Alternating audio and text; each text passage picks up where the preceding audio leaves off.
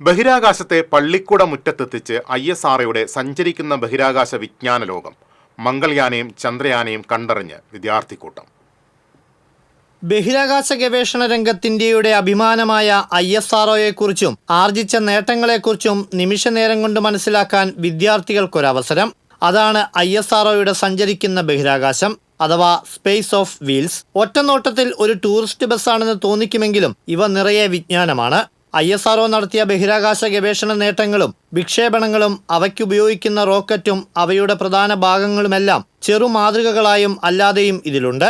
സൗരയൂഥത്തിൽ തുടങ്ങി ഇന്ത്യയുടെ ചൊവ്വാ ദൗത്യമായ മംഗൾയാനും ചന്ദ്രദൗത്യപേടകമായ ചന്ദ്രയാനുമെല്ലാം കുഞ്ഞൻ മാതൃകകളായി കുട്ടികൾക്ക് മുന്നിൽ കൗതുകത്തിനൊപ്പം വിജ്ഞാനവും പകരുന്ന കാഴ്ചകളായി.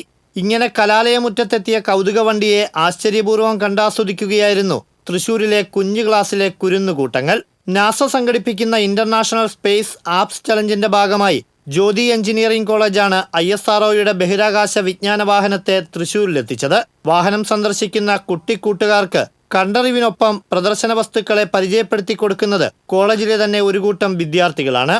ഇതിന് നേതൃത്വം നൽകി അധ്യാപകരും ഒപ്പമുണ്ട്. ഷൊർണൂരിൽ നിന്ന് ആരംഭിച്ച വിജ്ഞാന പ്രദർശന സഞ്ചാരം സാംസ്കാരിക നഗരിയിലെത്തി.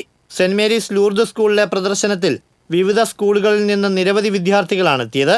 വ്യാഴാഴ്ച സേക്രഡ് ഹാർട്ട് സ്കൂളിലെത്തി വിജ്ഞാന വണ്ടിയുടെ ബഹിരാകാശ പ്രദർശന ദൗത്യവും പര്യവസാനിക്കും. ലോകത്തിലെ ഏറ്റവും വലിയ ആനുവൽ സ്പേസ് ഹാക്കത്തോണിന്റെ ഭാഗമായുള്ള നാസയുടെ സ്പേസ് ആപ്സ് ചലഞ്ച് ഒക്ടോബർ 4-5 തീയതികളിലായി ചെറുതുരുത്തി ജ്യോതി എഞ്ചിനീയറിംഗ് കോളേജിൽ നടക്കും. TCV തൃശൂർ.